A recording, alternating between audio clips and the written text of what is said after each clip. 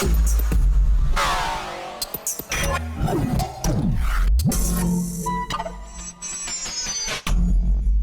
Flex. I could only have Little Kim up here today. It's March 9th, of course, the day that we lost the Notorious B.I.G., the great. Kim, how are you? I'm good. I'm good, you know. I'm glad you decided to stop by. Of course. I see you tearing down the club circuit. I see you packing them out and tearing them down. You're so silly. What's up? Nah, you know, first I want to say happy B.I.G. Day. I mean, for a long time, you know, I didn't come out on this day. Absolutely. I remember? Yeah, you remember. Because you used to try to get me to all come out all the time. I used to be like, all the time. Nah, Flex, not today. But after about, I say like 7 years, I think Biggie's like spirit talked to me one day. It was like, yo, I don't want you to be sitting in the house on this day. And then it hit me that I should be, you know, celebrating his accomplishments, celebrating who he was, you know what I mean? Celebrating everything about that man. So it became easier. And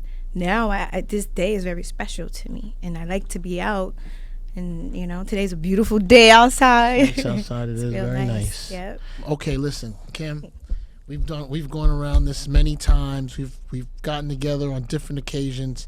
I need to know something about the Notorious B.I.G. that no one knows, and I know you know. Look, you don't have to. It doesn't have to be. You know what it don't gotta be. Oh my God. I want to know something about Big that nobody knows. Oh my God, that's a hard I one. want to know a few. That's a hard one without telling all the deep secrets. Okay. Well, we're not gonna Look at his talk about face. He's gonna try it. When you say deep, it's because you baited me. We'll move on. We'll move on. So tell me, what do you I want to know something about B.I.G. I want to know something about Notorious B.I.G. I mean, a lot of people would probably. I don't know if they would assume that he's a good cook because he's a big guy, but he. I wouldn't think he cooks. What? Throws down, and he would make different stuff. Like, you know how you have your regular spaghetti. It had to be like fish spaghetti, and it was so good. It was the bomb. But like from the gate, like he's cutting up the fish and seasoning. And yeah, everything from beginning, from scratch. I mean, one time I think we were on a tour bus and it broke down, and you know he had one of them skillets that I think Faith had gave him or whatever, like, you know, because she used to cook on the bus or whatever sometimes when they were out, and he's like, oh, I'm hungry, it's time to eat. And he's got. So he was. Was he cooking before the money or after the money?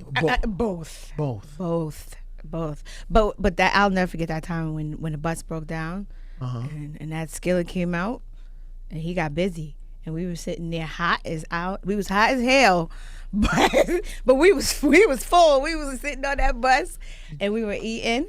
And you know, he's a good cook. He's a really good cook. And I don't know. I guess I don't know. He didn't know how to drive. And then one day we were out of town. I was always seeing him in the passenger. I thought he just liked the way it looked. Yeah, I think that too. Maybe that's why he never learned how to drive. I remember him and Puff pulling up in front of the station when 20s just came out, and the big bodied Benz. Yes, he loved that car. He loved that car. It was so black. funny. It was black. It was black. Yeah, it was black. Well, him and Puff was twinned up. What was making it nuts? Yeah, that was his whole thing. He's always talk about getting that car, and he got it. But yeah, I remember he didn't know how to drive. And one time we were all out of town, and he decides he was gonna drive himself to go get blunts. And the boys, they're stupid because they got in the car with him. And they came back, and all of them, it was so funny because they said he was going down the wrong street in the highway, and he was making donuts because he didn't know how to stop the car. You know, he didn't know how to use the brakes. So they said they ended up in a ditch in the grass, and they all just came busting through the hotel door like Biggie Smalls tried to kill us. But you know, Kim, that was the era, you know, where the passenger side was the side of choice. It was this like side it of wasn't choice. Cool. It's cool now to rock your own whip. Right, it's you cool got to now. hit that passenger side back then. He no crack. He liked being driven, and you know, I used to drive him around a lot too. You know, so I think he kind of liked that. I think he just liked kind of sitting back, but I think that's one of the reasons why he never learned how to drive. You know, he just I want another one. I want to know something else about Notorious B.I.G. Kim. He's trying to get to that I want dark, deep place. well, see, I'm not gonna join in. Well, He knew how to sing.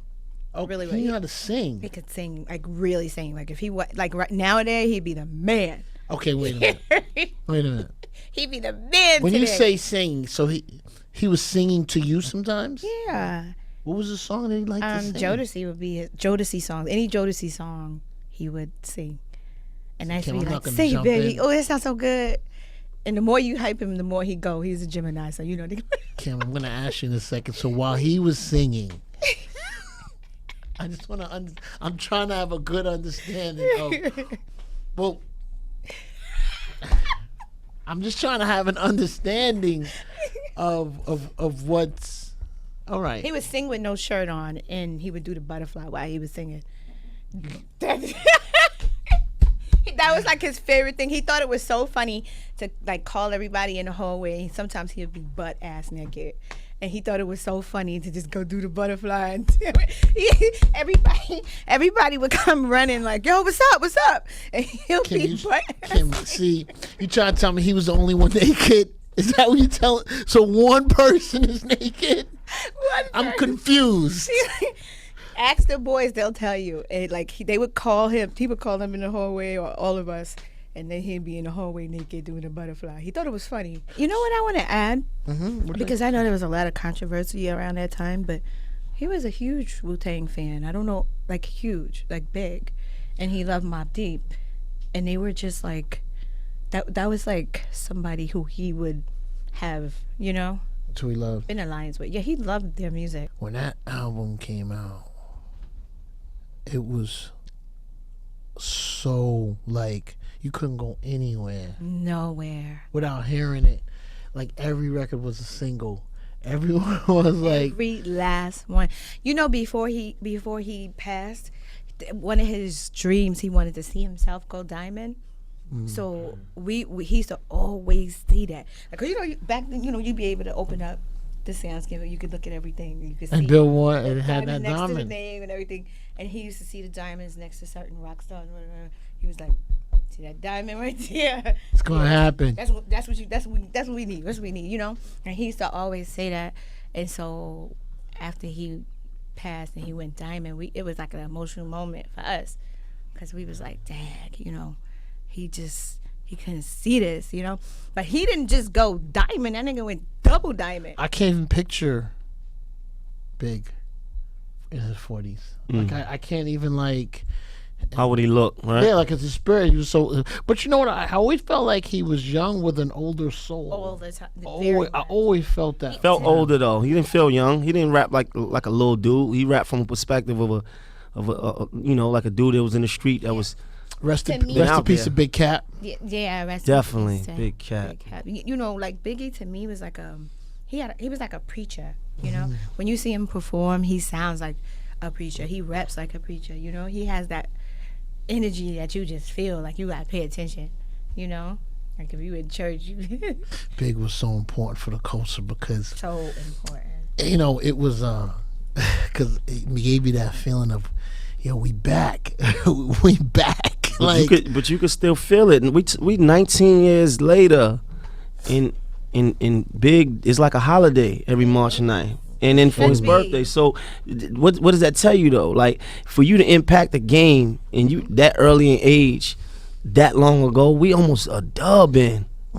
Next year's And everybody 20, right? Next year is 20 year, years. So and everybody repping Big. I see the shirts. I see everybody on the gram, and it make me feel good. I'm Shout out to feeling Mr. style. C. Shout out to DJ Definitely. Enough. Everybody Shout out to the whole Brooklyn. the whole Brooklyn, Lil the C's. whole Big movement.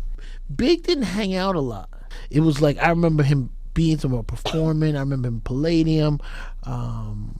Did he? I remember. He did though. We just always used to get into it when we hung out. So that's why we couldn't hang out. I'll never forget when he just tried to hang out randomly at the tunnel.